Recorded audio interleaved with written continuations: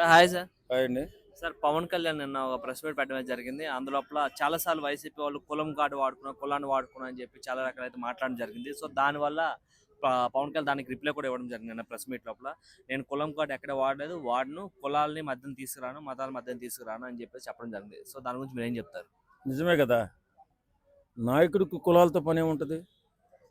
ఇప్పుడు అభివృద్ధిని కాంక్షించే నాయకుడికి కులాలతో పనే ఉంటది. సేవ చేసే నాయకుడికి కులాలతో పనే ఉంటది.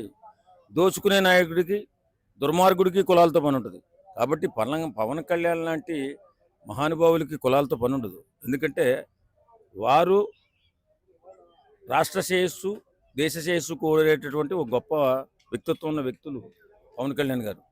అంత గొప్ప వ్యక్తి కాబట్టి ఈవేళ బంగారు లాంటి జీవితాన్ని వదిలిపెట్టి ఈవేళ నీచంగా మారిపోయిన రాజకీయాల్లోకి వచ్చి ఎవడబడితే వాడు మాట్లాడుతున్నా బాధపడకుండా ప్రజల పక్షాన్ని నేను పనిచేయాలనే ఆలోచనతో ముందుకెళ్తూ అన్ని రకాలుగా ఆంధ్రప్రదేశ్ని అభివృద్ధి చేయాలనే ఉద్దేశంతో కేంద్ర ప్రభుత్వ సహకారంతో అద్భుతమైన ప్రగతిని చేసుకుంటూ ఈవేళ పంచాయతీరాజ్ వ్యవస్థను నెంబర్ 1 స్థానంలో తీసుకెళ్లడమే కాకుండా ప్రతి పంచాయతీ ప్రెసిడెంట్ని గౌరవించే విధంగా, ప్రతి పంచాయతీ వ్యవస్థను గౌరవించే విధంగా ముందుకు వెళ్ళి పంచాయతీలకు నిధులు ఇచ్చి వారి గౌరవాన్ని కాపాడుకుంటూ మీ ప్రగతిని మీరే చేసుకోండి, మీ అభివృద్ధిని మీరే చేసుకోండి అని చెప్పి నిధులు పంచాయతీ వ్యవస్థకి ఇచ్చి వాళ్ళ గౌరవాన్ని కాపాడే వ్యక్తి ఎవరైనా ఉన్నారంటే అది పవన్ కళ్యాణ్ గారు.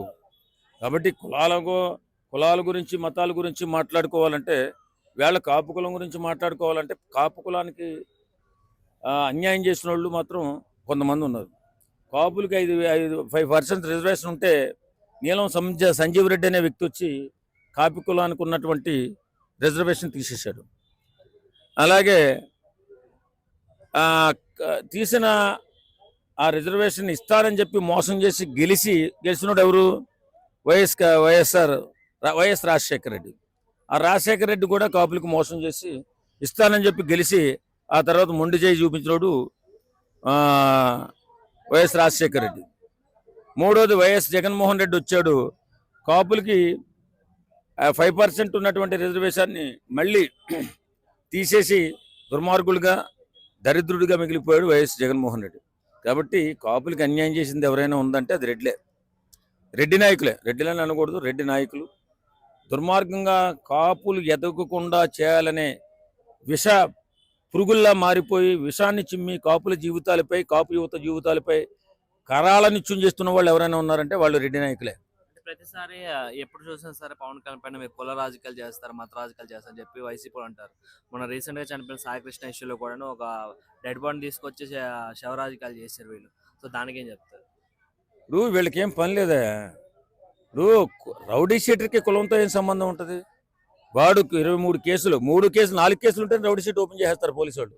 అలాంటిది 23 కేసులు ఉన్నటువంటి దుర్మార్గుడు వాడు ఎలా చనిపోయాడైతే నాకు తెలియదు. కానీ అలాంటి రౌడీ షీటర్లు పోలీసు వ్యవస్థ చూస్తూ ఊరుకోదండి.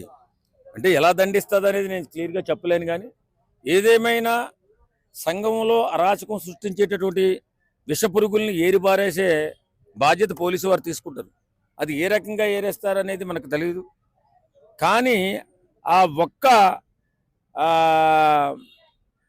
వంశీకృష్ణ కదా, సాయికృష్ణ మర్డర్ విషయంలో మాత్రం ఇక ఏ పని లేదు. సాక్షి టీవీలో ఇన్ని డిబేట్లు పెడుతున్నారు, ఇంతకాలాన్ని వృధా చేస్తున్నారు. సాక్షి టీవీ పొద్దున్న మొదలెట్టిన కానీ సాయంత్రం దాకా సాయికృష్ణ గురించి మాట్లాడుతుంది. రాష్ట్రంలో ఇంకేమీ అవసరం, రాష్ట్రంలో ఉన్నటువంటి ఇంకా ఏ విషయం మీద కూడా ఫోకస్ పెట్టలేదు. కేవలం సాయికృష్ణ శివరాజకీయం. కాబట్టి నేనేమంటానంటే ఇలాంటి దుర్మార్గమైన ఆలోచనలు ఎక్కువగా వైఎస్ఆర్ కాంగ్రెస్ పార్టీ చేస్తుంది. కులాల మధ్య చిచ్చు పెట్టాలని, మతాల మధ్య చిచ్చు పెట్టాలని, వీళ్ళని ఓట్లుగా మలుచుకోవాలని వచ్చే 2029లో గెలుపొందాలని ఆలోచన చేస్తుంది వైఎస్ఆర్ కాంగ్రెస్ పార్టీ. కాబట్టి నేనేమంటానంటే వీళ్ళ ఎత్తులు, వీళ్ళ చిత్తులు అందరికీ తెలిసిపోయాయి. వీళ్ళు ఏ రకమైన ప్లాన్ చేస్తారో, ఏ రకంగా దుర్మార్గంగా చేస్తారో అందరికీ తెలుసు. కాబట్టి వైఎస్ఆర్ కాంగ్రెస్ పార్టీ వారు ఎప్పటికీ కూడా మళ్ళీ అధికారంలోకి రావడం అనేది కల. ఎందుకంటే అన్ని కులాలని, అన్ని మతాలని కూడా దెబ్బకొట్టిన పార్టీ ఏదైనా ఉందంటే వైఎస్ఆర్ కాంగ్రెస్ పార్టీ. ఏదో కొంతమందికి సంక్షేమం పేరుతో ఇచ్చి ఏదో అనిపించుకున్నారు తప్ప అభివృద్ధిని వదిలేసి అందరి జీవితాలని, యువత జీవితాలను నాశనం చేసిన పార్టీ ఏదైనా ఉందంటే అది వైఎస్ఆర్ కాంగ్రెస్ పార్టీ. ఆ పార్టీని నమ్మే అవకాశమే లేదు. జగన్మోహన్ రెడ్డిని అసలు నమ్మే అవకాశమే లేదు. Thank you. ఇది కూడా చెప్పేస్తారు.